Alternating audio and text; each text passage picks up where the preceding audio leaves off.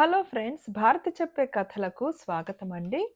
ఈ కథ పేరు మంచి చెడ్డలు.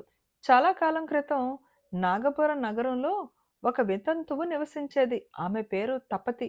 లేక లేక పుట్టిన తన కుమార్తెతో పాటు ఆమె రాజమార్గము, రహదారి కలిసే చోట ఒక పెంకుటింట్లో నివసిస్తూ ఉంటుండేది. ఆ ఇంటి వెనుక చిన్న తోట ఉండేది. తపతి తన కోసం కాకపోయినా తన కుమార్తె కోసం ఎంతైనా శ్రమపడేది. ఆ పిల్లే ఆమెకు సమస్తమును. వారిద్దరికీ కాలం సుఖంగానే వెళ్ళిపోతున్నది. చిన్నపిల్లకు ఏదో కంటి జబ్బు వచ్చింది. పిల్ల కళ్ళు ఎర్రబడి తీపులు పెట్టసాగాయి. తపతి తనకు తెలిసిన చికిత్స ఏదో చేసింది గాని లాభం లేకపోయింది. పిల్ల కళ్ళు వాచాయి. తపతి కంగారు పడిపోయి కనిపించిన వైద్యులందరినీ సలహా అడిగింది. కొందరు కంటిపూతలిచ్చారు. కొందరు ఏవేవో కట్లు కట్టమన్నారు. పాపం తపతి ఎవరేది చెప్తే అట్లా చేసేది. కానీ ఒక్క చికిత్స పని చేయలేదు. పిల్ల బాధపడిపోతున్నది. పిల్ల బాధ చూసి తల్లి ప్రాణం కొట్టుకుపోతుంది. కంటి జబ్బుతో పాటు పిల్లకు అన్నహితవు లేకుండా పోయింది. సమీపంలోనే ఏదో ఒక గ్రామంలో ఎవరో మంగలి ఉన్నాడని, అతడు చాలా రకాల కంటి రోగాలు కుదుర్చుతాడని విని తపతి తన పిల్లని వెంటపెట్టుకుని ఆ గ్రామానికి బయలుదేరింది. దారిలో మిట్ట మధ్యాహ్నం వేళకు ఒక చెట్టు కింద కూర్చుని విశ్రాంతి తీసుకుంటూ ఒక ముసలి ప్రయాణికురాలు కనిపించింది. ఆ ముసలిది తపతిని నీడలోకి ఆహ్వానించింది. మాటల సందర్భంలో తపతి ఆ ముసలిదానికి తన కూతురి కళ్ళ జబ్బు గురించి చెప్పింది. అంతా విని ముసలిది, వెర్రిదానా, అడ్డమైన వైద్యాలు చేయించి పిల్లదాని కళ్ళు పోగొట్టకు. ఇంకా కొంత దూరం ముందుకు వెళితే కుడి పక్కగా కాలిబాట కనిపిస్తుంది. ఆ బాటన అరఘడియ సేపు నడిచావంటే అక్కడ ఒక బావి ఉన్నది. దాని నీరు మంచులాగా చల్లగా ఉంటుంది. ఆ నీటితో నీ కూతురు కళ్ళు కడిగావంటే కళ్ళు ఎప్పటిలాగవుతాయి అన్నది. తపతి ముసలిదానితో వెళ్ళి వస్తానని చెప్పి తన కూతురుతో సహా ముందుకు సాగింది. వాళ్ళిద్దరూ ముసలిది చెప్పిన బావిని చేరేసరికి 3 జాముల పొద్దయ్యింది. తపతి చేతతో నీరు తోడి అందులో గుడ్డ ముంచి తన కూతురు కళ్ళు తుడుస్తూ ఉండగా ఆకస్మికంగా ఆమె పక్కన ఎవరో ఒక మనిషి ప్రత్యక్షమయ్యాడు. తపతి ఉలిక్కిపడింది. అతను మామూలు బట్టలే కట్టుకుని ఉన్నాడు కానీ చూడటానికి ఎవరో గొప్పవాడల్లేనే ఉన్నాడు. నిన్ను చూసి దడుచుకున్నాను బాబూ అన్నది తపతి. చప్పుడు చెయ్యకుండా రావటం నాదే పొరపాటు. నీ కూతురి కంటి జబ్బు గురించి విని దానికి మందు ఇవ్వటానికి వచ్చాను. ఇందులో లేపనం ఉన్నది. ఈ లేపనం కొంచెం కొంచెంగా తీసి నీ పిల్ల కళ్ళకు పూసావంటే ఆమె కళ్ళు ఎప్పటిలాగవుతాయి అంటూ ఆ మనిషి తపతికి ఒక కొయ్య భరిణ ఇచ్చాడు. తపతి ఆ భరిణ తీసుకుని మూత తీసి చూసింది. అందులో ఉన్న లేపనం ఆకుపసరు రంగులో ఉన్నది. వాసన చూస్తే ఏదో పూల వాసన కొట్టింది. ఆ మందు ఇచ్చినందుకు కృతజ్ఞత చెప్పుకుందామని తపతి తల ఎత్తి చూస్తే ఆ మనిషి లేడు. ఏమవుతుందోని సంకోచపడుతూనే తపతి భరిణలోని లేపనం కొద్దిగా తీసి తన కూతురు కళ్ళకు పూసింది.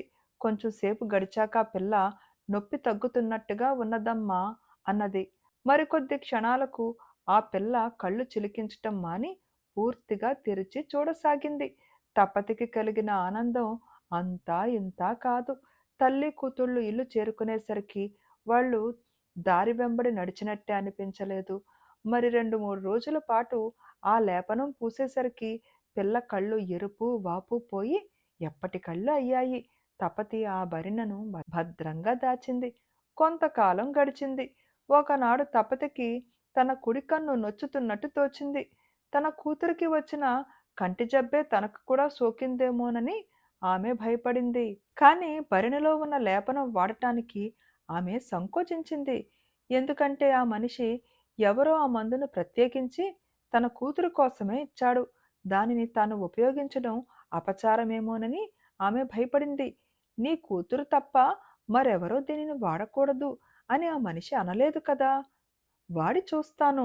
ఇందులో కలిగే నష్టమేమిటి? అనుకుని తపతి ఆ లేపనాన్ని తన కుడికంటి మీద రుద్దుకున్నది. అందువల్ల లాభమే కలిగింది.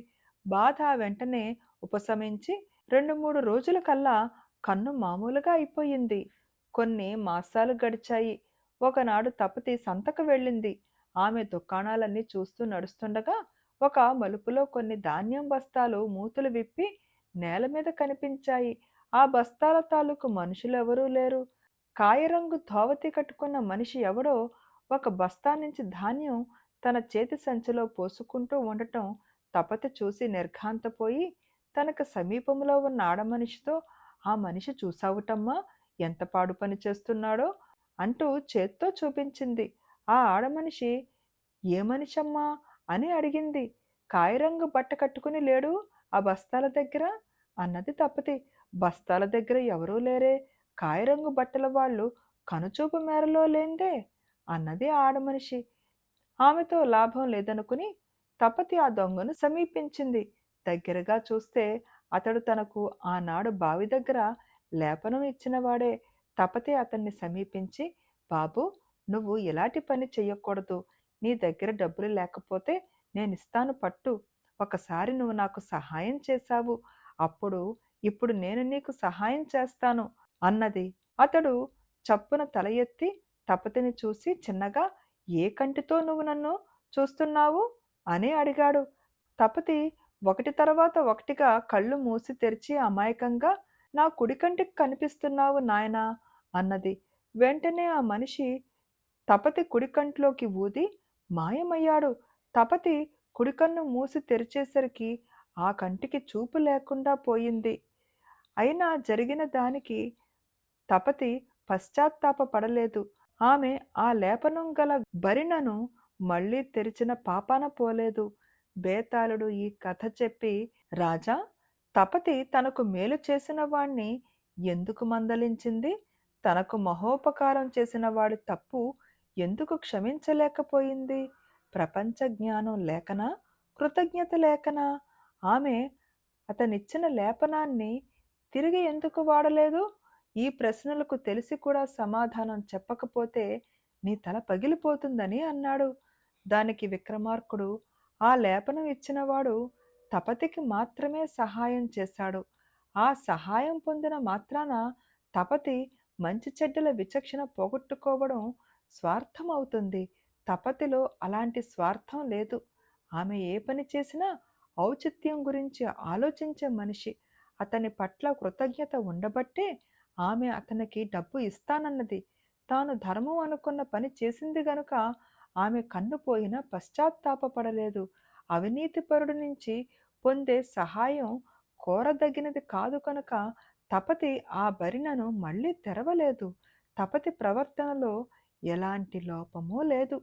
రాజుకు ఈ విధంగా మౌనభంగం కలగగానే బేతాళుడు శవంతో సహా మాయమై తిరిగి చెట్టెక్కాడు. ఫ్రెండ్స్, ఈ కథ నచ్చిందా అండి?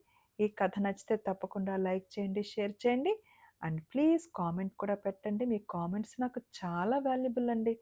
అండ్ థ్యాంక్ యూ అండి.